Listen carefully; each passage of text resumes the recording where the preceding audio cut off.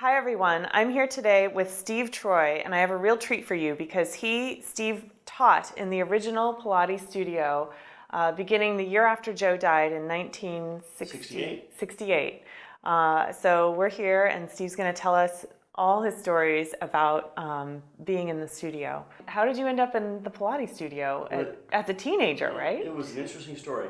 The story goes back a little bit into Los Angeles, and I was an overweight kid, and I dieted, and I just got into exercise in Los Angeles. And I came out, and my family moved to New York City, into Manhattan. We lived on 63rd and 2nd, and my parents enrolled me in a school on the west side, a private school on the west side. I was wanting to keep my exercise routine to keep my weight down, so I was looking for something. And back then, the only really thing you could do was Jack LaLanne, and you had to sign a contract for a year or 2 years, and I just wanted to just go in and exercise, simply. My uncle told me about a studio that was not far from the school, and it was called Pilates. So I just walked there, and I walked up the... all on your own? All on my own. It wasn't your parents pushing you to go? No, I did it on my own. It was 3 blocks. The studio was about 3 blocks from my school. I'm a kid who came from Beverly Hills, from Los Angeles, and walking up that 8th Avenue tenement building was really an eye-opener. I've been there. It's really old. But I got up there, and I met Romana, and she sort of gave me the sales pitch about exercising, and I'm trying to recall how much it was. And you paid by the session. Okay. Like you do now. And for some reason, I'm remembering $5, but that seemed like a lot of money back in 1960. Honestly, there is an article written by a guy that we interviewed, and it was $5 in his article. Okay, so it was $5 to exercise. So I talked to Romana, and I decided to exercise in the morning, and I would go there at 7:30 when the studio opened, before school started at 8:30. And at the time, the routine was pretty simple. Because you were right around the corner from school. It was 3 blocks. So the Pilates method at the time was a 45-minute session. You get there, you change really quickly, and you work 45 minutes, and then you change and you get out. When you started, can you talk about that very first experience, walking up the stairs and then walking in, and who was there? Was Romana? Just Romana. Romana was the only one there. She would do the books and do the appointment calendar and answer the phone. She would, if a student came in, she would work with the student. She'd work with me because she was the only one there in the morning. And boy, was it cold. Yeah. You're looking at winter time, and it's an old tenement building with steam heat, and the steam heat would turned off in the evening, and it was. By morning, it was freezing. There's no double pane glass back then, in these old buildings. So when I got ready to work out, you worked out very, very quickly to try to warm up. So the very first time you came in, was it early in the morning or? 7:30. You did show up at 7:30. So you had called or something? No, I didn't call. I made appointments. I made an appointment with her, and I said I'd be there Monday, Wednesday, Friday. Okay. At 7:30 in the morning. And so I would be there when she opened the door. Sometimes I'd be waiting at the door when she came to open the door. Right. And then I would change. And when we first signed up, they tell you what you have to wear. You have to wear blue shorts, not baggy shorts. Blue or black was okay. Dark blue or black was okay. A white shirt, and they gave you these canvas ballet workout slippers, and no socks. We didn't wear socks, and you had to wear that. And women had to wear a black leotard. White leggings. That was the woman's outfit. No variation. You could not work in the studio unless you wore those. So your very first showing up for your first time there, what did Romana have you do your first time? Go change. Go change. And it was the standard routine. You start out with your feet. And how did she show you? Did she explain every part of it, or how did that happen? She would just explain the exercise. Okay. And she would explain the exercise. I would lay down the reformer. Yep. And she would put your feet on here, and and feet this way, and you would start the routine. You would do about 15 minutes on the reformer, and then after the reformer, you go to the mat. Okay. And from the mat, you would go to the Cadillac. That was the standard routine. 100% of the routines were always that, except there were 1 or 2 exercises thrown in there that Joe had created for these clients who would come in. Right.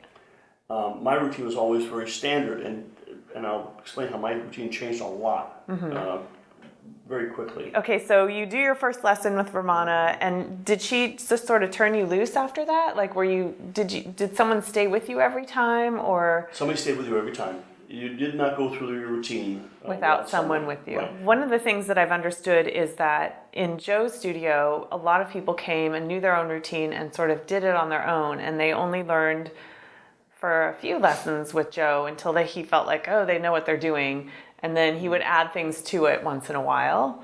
But that's definitely not how it was by the time you came, because Ramana was running it. No, Ramana was running it. And it might have been, it's possible back then that they were short on staff and, they might have had people do that. When Ramana had it, and of course, she had more employees to be able to do that. Remember, the studio was very small. You had 4 reformers, 2 mats, and the Cadillac. That was the whole studio. So you have 4 teachers in there. You're pretty much covering everybody who's in there, right? You start with everybody starts with somebody on the reformer, and then you move to the mat, or you move to the Cadillac when 2 people on the mat, and you kind of move around. So nobody was really on their own to speak of. Now there are people. Do people know their own routine? Oh, most definitely they knew their routine, but they expected that someone would be there to help follow them, because they would also want help with certain things. But most of the clientele had been there when Joe was there. And Joe would work with them, so they always remember Joe told them this exercise. Whether this exercise worked for them anymore, it was irrelevant. That was their signature exercise in the Pilates studio. And how I know that is because I started teaching there, obviously. So when did it happen that you transitioned from being a student to becoming a teacher? Tell us about how that happened. It happened very fast, probably within just several months. So I would do my routine, and then I would go to school. And then one day, Ramana asked me if I was willing to work to teach, and she would teach me how to teach Pilates. And that's why I thought that when I got there, the studio was just getting back on its feet. I think that there was probably a year period there that things were probably very bad. I had the feeling when I got there that Ramana had just sort of taken the reins to get the studio back on track. I figured, why not? She was going to pay me a salary, hourly. It was just $1.25 an hour. Right. But my benefit was I could exercise for free. So I was off the bat. I was saving $15 a week. Yeah. In 1968, that was a lot of money. And so did she say, this is how I'll teach you to do it, or she just would sort of give you instruction while you were there? Well, I had the routine down well, and she had been following me through. She was my teacher through the whole time, so she was teaching me all this. She would really tell me what to do, and certain clients that she gave me, she would tell me about what nuances of their routine would be. And again, 95% was the same for everybody. Yeah. So even changing springs, if I changed springs, if it was not the pressure somebody wanted, typically somebody would tell me, take one spring on, put one spring off, or whatever. Right. So, the client knew what they did. And the client, of course, had been going there longer than I had. Yeah. At that point. And there weren't a lot of them. Right. So. Do you remember what any of those clients were like? Like, what's an example of somebody's nuance, like, that they needed for their Well, there's routine? one I remember. There was one gal, she was Asian, and she was a ballet dancer. I don't think she was a professional ballet dancer. I think she did it as a hobby, and she would come in, and she was very sweet, but she was probably the most limber person I talked to. When I told you I had this gentleman who I couldn't even push down, I touched this girl, and she would just go down. But of course, she wanted to make sure I was helping her too. Feels good. It feels good for everyone. Yeah, and there wasn't a lot of dialogue. Okay. You didn't talk in the Pilates studio. Yes. This is a very common refrain. Right. You would have little conversations, but nothing really very in depth. Obviously no politics or anything, or what do you do for a living? Nobody ever asked that. The conversations were really about the exercise. I don't remember even talking about the weather with some people. Yeah. And do you remember anyone else? That was just one person? Well, this gentleman I told you about that was very, very stiff. I remember him.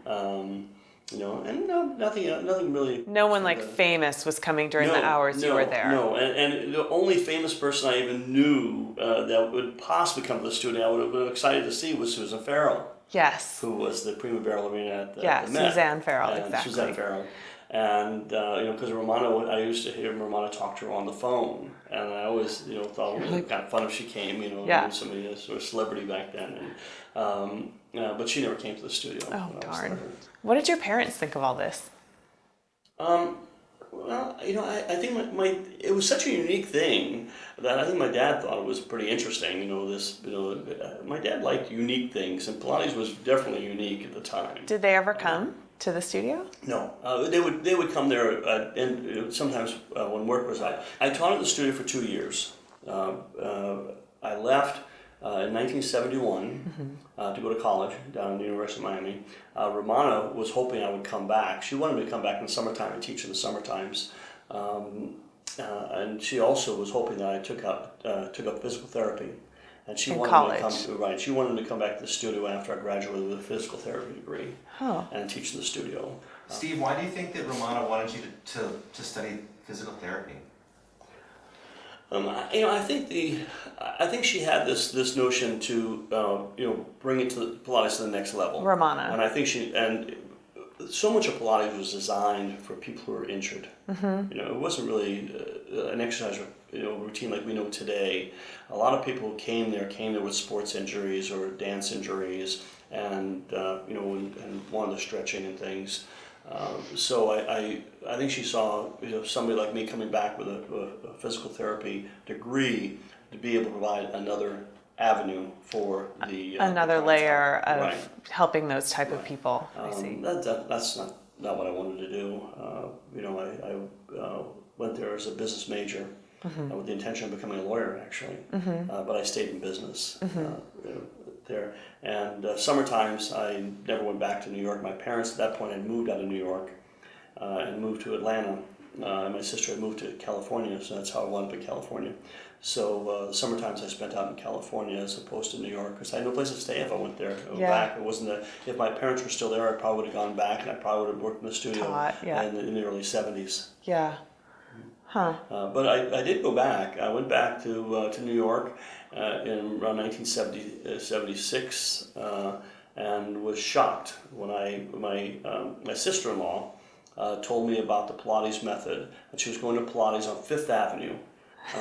I'm scratching my Fifth Avenue. What? Pilates at Fifth Avenue. She's talking about how special it was. I'm laughing. I taught. Nobody knew Pilates in the 60s. Was there. Now all of a sudden people are talking about how fashionable it is on Fifth Avenue. And I went into the studio. It was up on like a second floor on someplace on Fifth Avenue, mid 50s, I think. And it was palatial. I mean, there were reformers everywhere and people everywhere, and I mean, it was. Everyone was doing it. Yeah, it was amazing. I mean, it was like the fashion thing to do, and I worked in this freezing, tenement walk up, for 2 years, and these people were with chandeliers and and juice bars, and it's like I thought I just laughed. It was the beginning of the end. And my sister-in-law was talking to me about like it's this new invention. What do you think Romana must have thought about all that? Did you see her on that visit? I didn't. I didn't go back to the original studio that I remember. What did I think she'd think about it? I think she was probably angry. I think she was angry. From my understanding from the history of it, there was some hard feelings with some people, and there was a lawsuit, I understand. About the Pilates name. About the Pilates name, and I think that probably really angered her. Matter of fact, I talked to her, 5, 6, 7 years ago when she was in Texas. Somebody told me she was there, and I called the studio and talked to her, and she sounded like a very angry lady. I think she was. Did she remember you? Yeah, she remembered me. But interesting enough, she wondered why I called. Oh. Yeah. So it's I don't think she appreciated the history as much as I did. Yeah. Yeah. And I think that I don't think it worked out. I think she probably I can't say for sure, but she's probably happy that Pilates had expanded to the way it was. But I think she might have been a little bitter that she didn't benefit from it.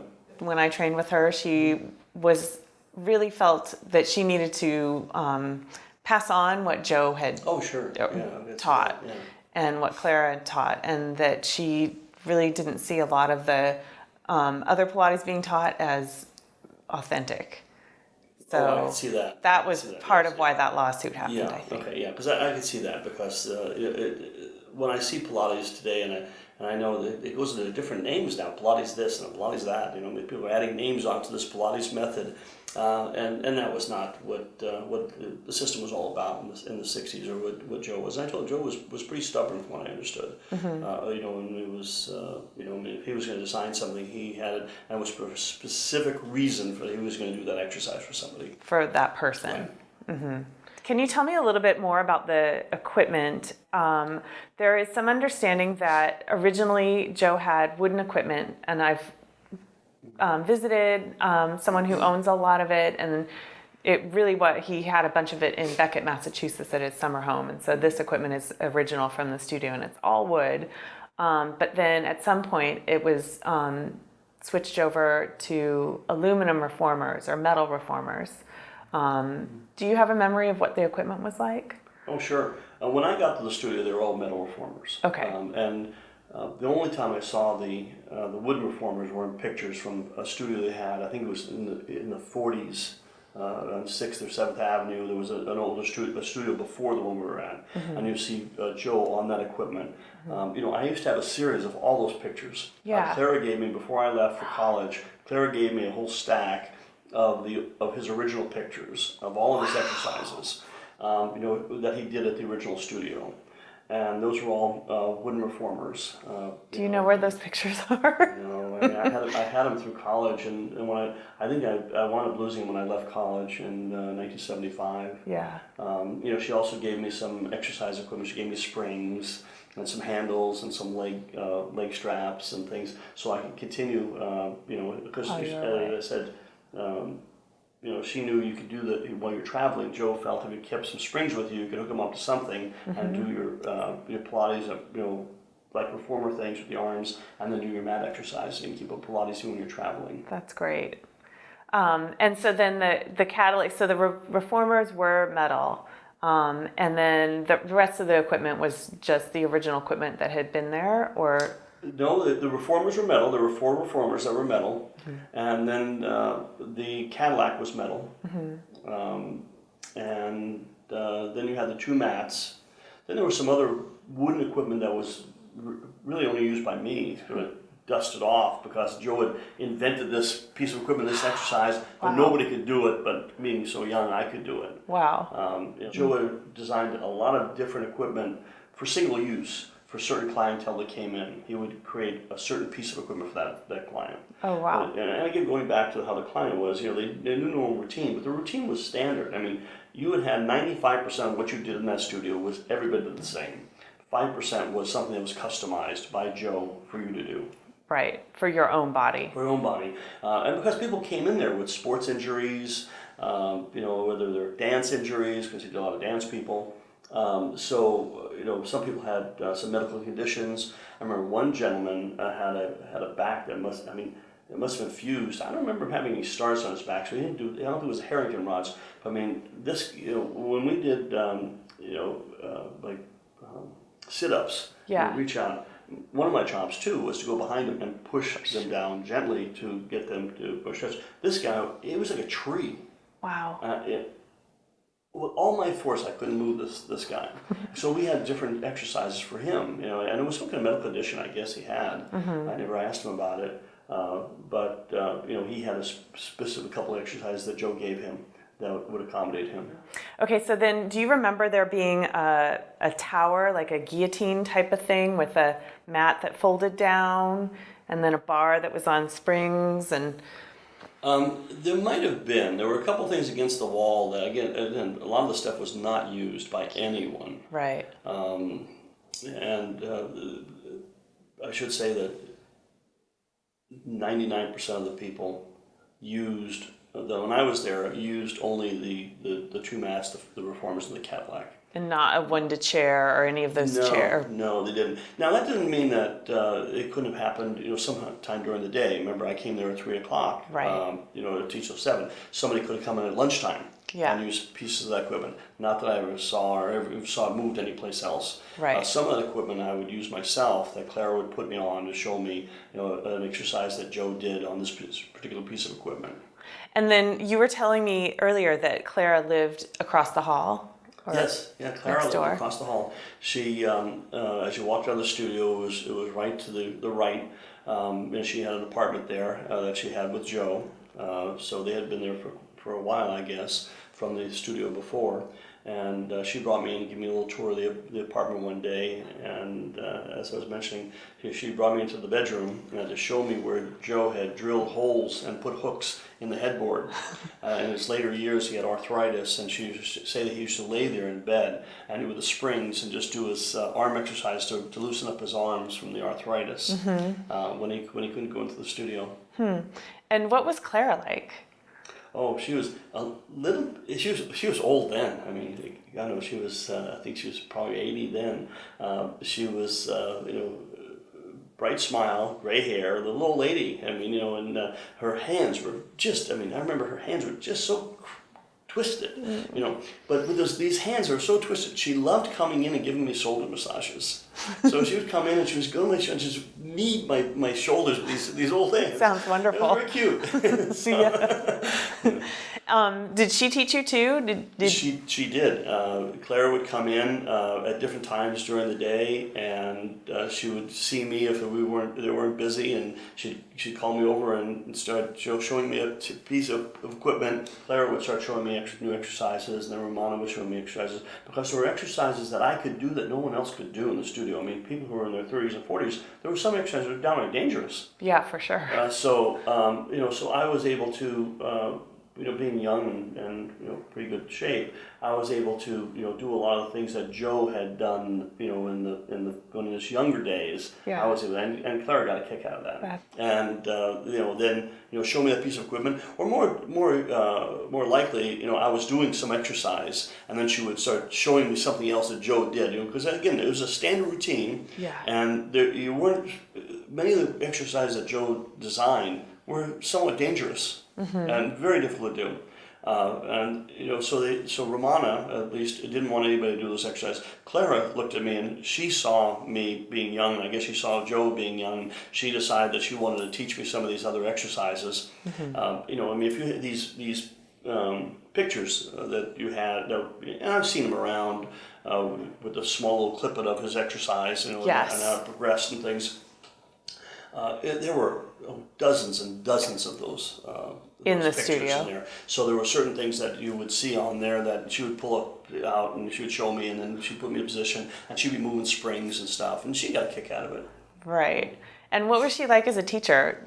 Did she talk a lot? Did she just put her hands on you? Did she ever show you an exercise? Oh, she would never get on the machine. Oh, Yeah. No. She was way too old for that, and I don't know if her hands could grip the bar well enough to do that either.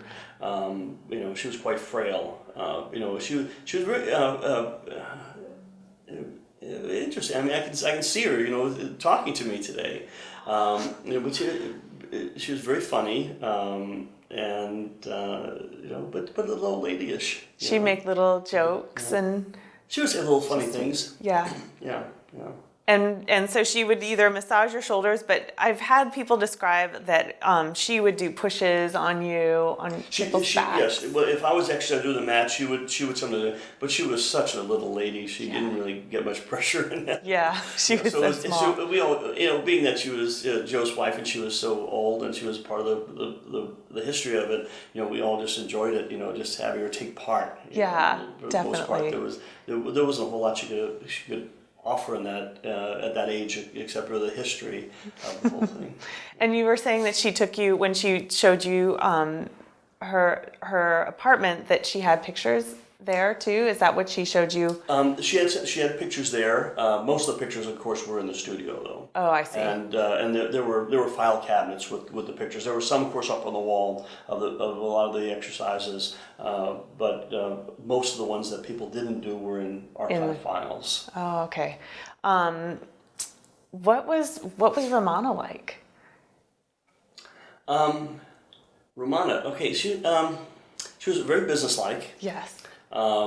running the studio. She was she seemed quite concerned with the studio. When I got there, it was quite quiet, and I think they were just trying to build up the clientele again. I don't know how they made it before when Joe was alive, because I don't know if people left or ran off, and it's possible. Even back then, when after Joe died, I'd be in the locker room with some other gentlemen who came in, and they always talked about expanding Pilates. We're going to build more machines, and we're going to open up more studios. But Romana had not. I don't think Joe was interested in it. And Romana certainly didn't have the time or the energy to do it, or the money. I think she was always concerned, well, where's the money going to come? You want to build more reforms, where the money going to come from? Do you know who this person was that came in? No, there were a couple of people, and they talked about a couple of them talked about a guy who used to go there and was thinking about opening his own studio. And it might have been Grimes. Jay It might have been Grimes. Jay Grimes. It might have been him that they talked about. I never saw him, this particular person, but they talked about one person that was particularly going to open another studio. There was another a lawyer that He was a lawyer. that was John Steele, I think. Oh, okay. And he he was was a lawyer. That's right. He was a lawyer. a little bit in the Yeah. mix and helped when Yes. after Joe passed That's right. Yeah. Yeah. That's right. He was never. People talked about him there. People who know that he was going to open another studio or He have talked something about, going. about expanding it, and there was resistance, I think, from Amano to expand it. I don't know what the resistance was. Maybe she was just trying to make it work there. And also at the time, I think she didn't know if there was a clientele for it. And then people weren't breaking down the door to get there. Yeah, maybe she was like, let's just keep this going and then we'll see what we can do next. Yeah, I think maybe she was worried that if they opened another studio, they could cannibalize what she was doing to try to make enough money to pay for Clara's, retirement. And what was Romana and Clara's relationship like? It was mother-daughter. I mean, and at that point, I don't know who the mother was, because Romana really took charge. Yeah. She really took charge of Clara to make sure that she was taken care of. Very concerned about that. Another person in the mix was Corolla. She seemed to be probably the closest to Joe and Clara. Corolla Trier. Yeah, she was by far the closest. But she was German, I think, too. So she had a camaraderie with Joe, she used to always talk about, everything she talked about was how close knit they were. It was like them against the world almost. And did she work in the studio, or was she? She worked part-time in the studio. Corolla did. Right. She would come there on certain days that I was there, and that was probably the most uncomfortable time I was ever in the studio. She was not a friendly woman at all. Really? Yeah. Everybody else took to me. She didn't take to me at all. Interesting. I think she kind of felt I was an interloper. Okay. I don't think she. You're just a kid. Yeah, I was a teenager, but she took it very, very seriously. Yes. And I think that, bringing me in, sort of changed direction. Okay. This young, guy coming in and sort of opening it up a little bit to a younger generation. I don't think she liked that at all. And did she have her own studio somewhere else at the same time? Not that I know of. Cool. No, there's only one Pilates studio, so if she At the had time. something else, it was not Pilates. Maybe that was just later. Right. Yeah. Okay, and then I want to talk about every single person, so I don't want to miss anyone. John Winters. John Winter. John worked with me in the afternoons. Yeah. He played the organ for one of the soap operas. Yeah. I believe he worked for CBS. Yeah. And he played the live organ. He would get, after the organ, he would get in a taxi cab, and he would have the taxi cab drive in the studio, and he would teach with me until closing. Okay, so you guys were there at the same time. Same time. We're always there at the same time. Yeah. We're always there at the same time. So Jay Grimes describes working with John as well with very fond memories. Oh, he was really, really nice guy. enjoyed him. Really, really nice guy. Yeah. And he was very, very friendly and always willing to help. And I think that's where the difference with Corolla was, is that Corolla, I think, always tried to find fault in what I was doing. Okay. She was not a nurturing person. John more was more of a nurturing person, encouraging, or telling me old stories or old things that people did, or about old clients and things. So we had more of a much more comfortable dialogue. Yeah. And Corolla was always, waiting for me to make a mistake. Yeah. And then tell you what you did wrong. That's right. Did Clara ever do that, or did Romana ever do that? To me, no. Romana, no. Romana, it would just, give me instruction of more to do, or Okay. or other exercises to do, or other ways to help somebody. So she was more instructional in that. With Clara was just so happy to have life in the studio. Yeah. That's she was always very encouraging and smiling and telling me things or showing me something cute or something. Right. Corolla was much more stern, and I think that probably fit Joe's personality more. People were scared of him when he was in the studio. He was a tough guy. I mean, he was your typical Sounds like German, it. Right. And that's the way people described him to you? Yes. The first thing I heard about him, he came up with the Pilates method teaching the Hamburg Police Department. Right. I've heard that story too. Yeah. I'm a little confused because the studio you worked in was the original one where Joe had taught. Is that true? Yes, but there was a studio before that. Oh, of Joe's. In Lower Manhattan. There was a studio in Lower Manhattan. That's where the wood reformers were. Oh. And that's where there used to be pictures on the wall of the old studio where all of the instructors, 3 instructors, would be by the reformers, the 3 reformers, and they were all dressed in white, like hospital white. I've seen this picture, Like hospital white. Yeah. And there was a famous picture of that, and that was in Lower Manhattan. That was not in that studio. That was in Lower Manhattan. Yeah. Oh, because that's something that no one really knew about. Yeah, I was told that there was a studio in Lower Manhattan that they had moved up to that studio. I don't know what the year it was, and I'm thinking that older studio in Lower Manhattan was probably somewhere in the 40s. Got it. Oh, that's new. That's like something different to know. Did you ever see the Sports Illustrated article? It was an article published in maybe 1962. No. Oh, I should have brought that for you. 62. Yeah, I'd be interested to know if that was the same place you were. Okay, so we just looked through Chuck Rappaport's photos, as well as just a lot of other photos that are available on the internet of Joe Pilates Studio, and it seems as though, did you feel like that was where you had been? A lot of the older pictures of Joe looked like the studio I was in, and we did confirm that Joe was at the studio when they had the metal reformers. Yes, in some of the photos, the reformers have changed from when, I think those are the photos that Chuck took. Those reformers look different than some of the other reformers. Right, the earlier ones were the wood ones, and also the studio that I was in was a little bit more modern. Modernized. Because a lot of the pictures and things and the single mirrors that were on the walls, in the studio when Joe was alive, were gone. Okay. By the time I was there, you just had a line of pictures on the top, and they put a full mirror along the whole Below wall. them. For the reformers, as opposed to the individual mirrors that they had there, and a little more old-fashioned with a lot of Joe's awards and things we saw there that were taken down by the time I was there. Got it. And that's why some of the pictures we were kind of confused whether it was the actual studio. And I think that the picture we saw with all those awards and things might have been the original studio that was not the 8th Avenue studio. That's why when I always saw those pictures, I didn't think it was the same studio, because the one I was in was much more stark. And I just don't understand why I couldn't. Even today, I can't understand why would Romana have taken all of that memorabilia off the walls, just put a mirror, unless she had moved from someplace and never put that stuff back on the walls. I think it's more likely. Yeah. Well, she was also a dancer originally, so she might have chosen to have a mirror for that reason.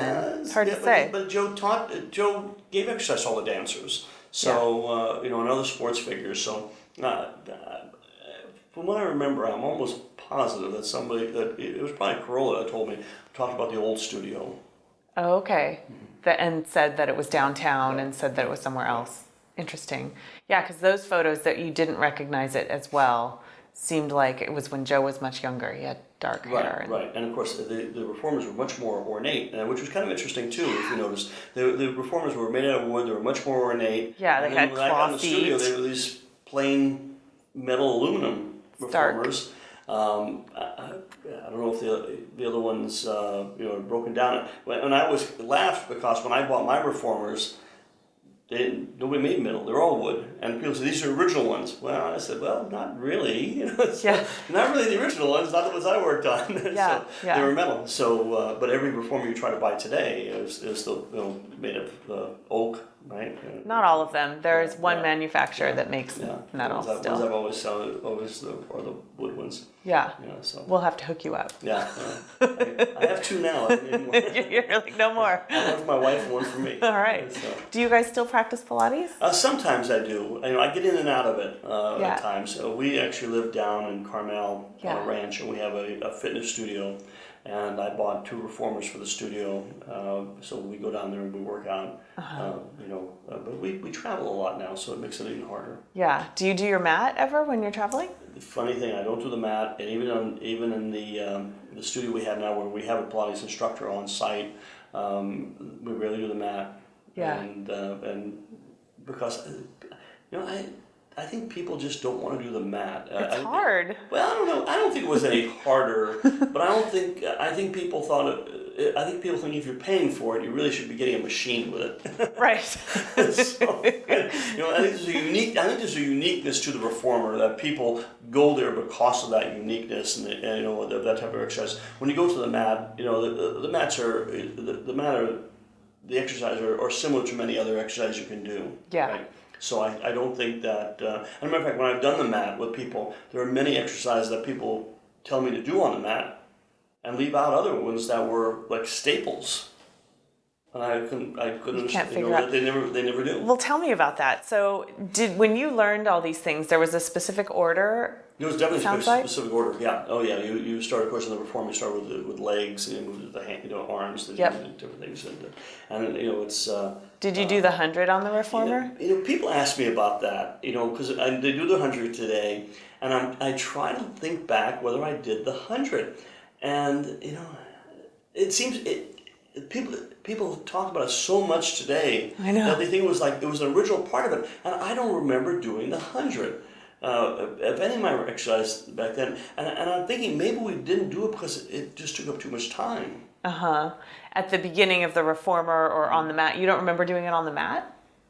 Now I think about it, I think the mat we did it. We did more on the mat. Yes, Okay. we did with our legs up, and we did that. You did the arms pumping. We would have done more on the mat. Yeah. At that point. Got it. Then we would. Yeah, usually the way I learned it, we do the footwork, then the 100, then short spine or something like that. The mat was a lot of balance. Yeah. And so a lot of things you're doing with your legs raised, your body up, when you're trying to touch your toes, or you're stretching your calves, or so it was always a lot of balance. Mm-hmm. Do you remember what that was like in terms of could you describe any of the exercises that you started with on the mat, or that maybe people don't do nowadays? A lot of them were based on sit-ups or leg raises. Yes. And then there was one that nobody ever does anymore, but it was one thing you always had to do. You had to roll up in a ball and roll back and forth in a ball, right? I don't see people do that anymore, but I thought it was kind of interesting exercise back then. I know what it did for me, but I think it was really just to get your balance. That you could roll one side and stop, and go the other side and stop without kind of rolling off the mat. So that was one of the staples there. Of course, ones where you have your legs out, you bring your knee up to your chest. Yeah. And that was a very particular one because you had to do it in a special order.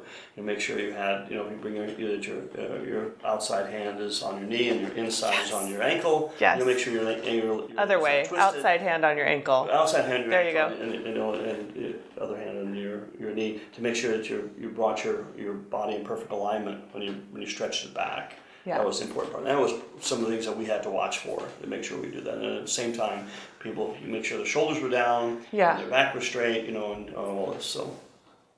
It seems to have served you well. having just come from a skiing vacation and It did. I skied for a week, and I have friends I was with that were huffing and puffing because their thighs burned. And I told them, I said, if you have the proper balance and you have the proper weight distribution, you're putting 2 boards on your feet and sliding down the hill. It's really you gotta be on both feet. so I've become an expert skier. So That's exciting. And I do water skiing as well. So that's again something where you have to have good posture and balance. Definitely. And the way I found out about you, I don't know if I mentioned that today, was through a client of mine who moved to Carmel and has horses. Yes. And she met you at the barn. Right, because I do a lot of rodeo work. Got it. I do cow cutting. And again, It's very active. It's active, and it's again about balance. Yeah. When a horse moves, you have to be able to be balanced so you stay in the saddle. Again, a lot of this goes back to my Pilates training. Yeah, and you're also communicating with the horse Right. with your balance too, right? You were telling me that Clara gave you springs and things to take with you. Do you remember a specific exercise that was given just to you?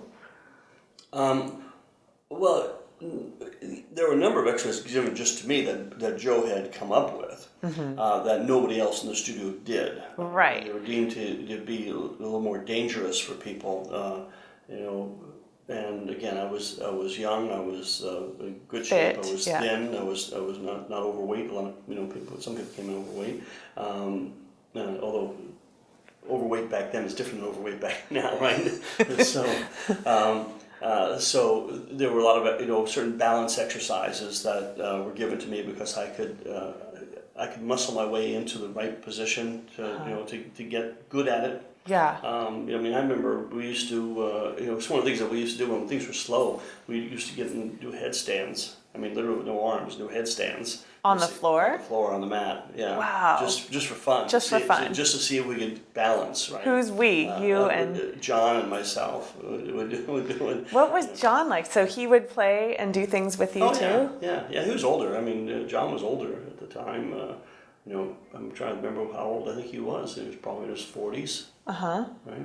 And He must have been really fit though. He was quite fit. Yeah, he was quite fit. And he used to, I used to see how far I could go in challenging things. Of course, I'd probably do more because I was. You were a kid. I was a kid, Yeah. And but we used to have fun. Wow. And so did he actually do workout, or he would just jump in and play? He'd jump in and play. I didn't see him work out a lot. Not that he didn't on occasion when I was there, but and he might have come in on different days. I didn't work weekends. Okay. So he might have come on weekends and done it. And did you remember Romana working out or Corolla? Oh, Romana! I never saw Romana working out. What about or Corolla? Corolla, no. Yeah, No. they were just busy teaching. Yeah. Maybe they did a different time of day, or maybe they didn't. Yeah, they might have, or they didn't. Yeah. Sometimes Pilates becomes your work and then you stop That's right. doing it. I think one of the things that's missing when you walk into the palatial Pilates studio that's gleaming and perfect nowadays is the context of what life and exercise meant in that time, in the late 60s, early 70s. I don't know, can you talk about life in New York, life in general? Oh, yeah. Well, Pilates, of course, was a very serious thing to do. Today, when I do go to Pilates or I see Pilates, or I go to Pilates studios with people, there's a lot of talking, a lot of waking around. People go get water. Yeah. You talk before you get onto your other exercise. You got in there. Joe felt that if you had an hour for lunch, you could get in there, get changed, do your routine, get changed, and get back to your office in an hour. Right. So there was not a lot of time to talk. So there was very little in the way of conversation or dawdling. There was no trying to catch your breath. None of that. Yeah, keep going. It was just keep going. Right. And was that something that Romana did? Would she tell you keep going, or how did that happen? It was our job to keep the momentum, right? And once you were done with something, sometimes, remember, because the studio was small, if we had a lot of people there, we would sometimes have to, kind of shift the routine around a little bit. Okay, you're not going to the mat now, we're going to the Cadillac. Right. We have to throw this There's someone over there. Somebody's over here until that one's finished. So, it wasn't like we'll wait for the mat to be available. No. You You have just to go do do it right. somewhere else. You bet. Yeah, you're not going to stand there. That's right. Interesting. And so did you maybe sometimes throw someone against a wall or put them on just something else? You would do something, or Well, we you'd did. stay somewhere longer. Typically, we were able to just go to the reformer, to the Cadillac from the reformers to the mat, or if the Cadillac was taken, that you would either do more exercise on the mat. Yeah. We really picked up a different piece of equipment to teach somebody, because most of the people that did go there had their routines and were really not interested in adding anything else. It wasn't like, oh, I want to work on this, or I'm going to a show, so I want to get a better Blah, weight. blah. It was a pretty standard routine. Interesting. That's a lot. That's very different than now. Would you say? I would think so. I do think so. I think that today people want to sculpt, and they want to. It was not about sculpting. It was about that again, about balance, about timing, about resistance. So and the routine that was put together for you, or the basic routine, had all those elements. It worked every part of the body.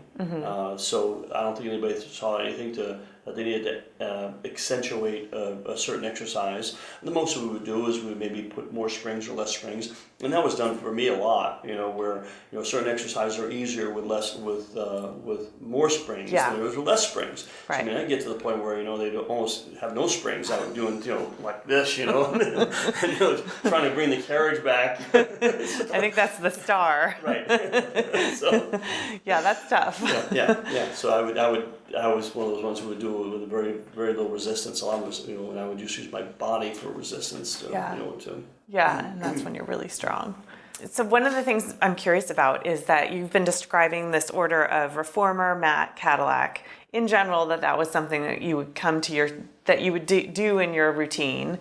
Do you remember if there was a different routine on the Cadillac for each person, or was it the same kind of routine? The Cadillac was probably the piece of equipment that had the most variation. When I said that people would add an exercise that was specific to them, it typically would be on the Cadillac that they would have that exercise. Oh, I see. There was a certain routine of things you would do on the Cadillac, and they would throw in this little thing where you'd hang or something. And that was for that person. For that person that they did it because they had a special sports injury or a certain problem they were trying to work on, or that they would be given in. And the more the variation we've done that than it would be on the mat. The mat was pretty standard. Yeah. Nobody really changed anything on the mat. It would change things on the reformer more with resistance, adding maybe an exercise or two. The Cadillac was a little more unique, and there was less you could do on the Cadillac. So it tended to be the same type of things, but then there was a little variation that somebody would do that was kind of unique to that piece of equipment. One thing that I noticed today too is that a lot of the reformers today you buy have that Cadillac attachment on the back. Yeah. That didn't exist when I go there. They didn't have that. Do you remember anything about the mat as far as did you use the handles in the mat with the strap? No. No. There was. I don't remember any handles on it. No, there was no handle because there's nothing you could trip over. And was there a strap? I don't remember a strap. Again, most of what you did on the mat was all about balance. So you wouldn't, like today, if you want to do a sit, you put your feet under a strap and pull it. No, you pulled yourself up. Or I would help, as an instructor, I would help you up. Right. To get strong enough to do that. But you weren't going to change, how your body reacts to an exercise by cheating with a strap or a handle. Got it. So, for example, there's the exercise, the roll up or the neck pull. Do you know those ones where you roll up with your arms and your legs are straight?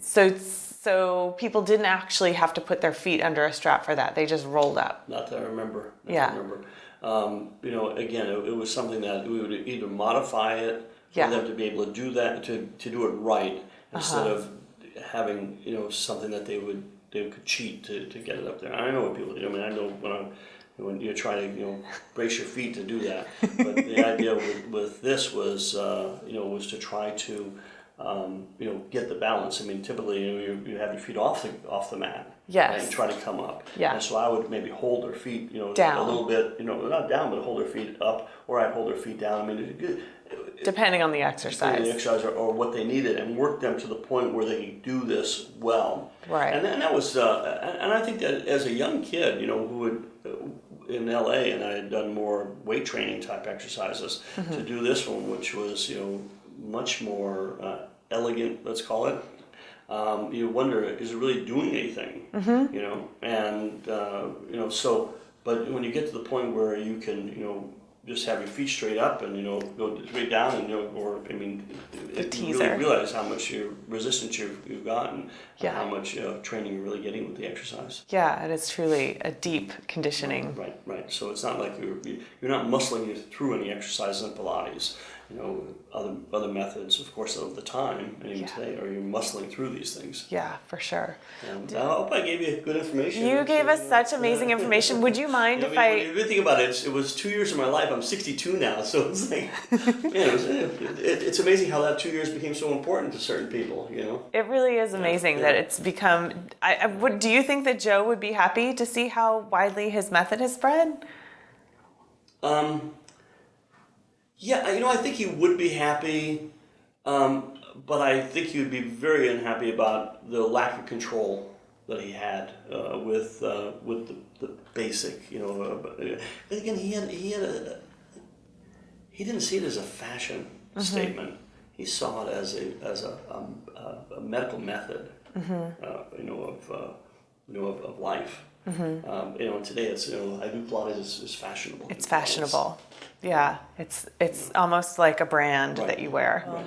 Again, thank you so much for coming here today. Thanks for coming up. It Yeah. was fun. Yeah. Thank you.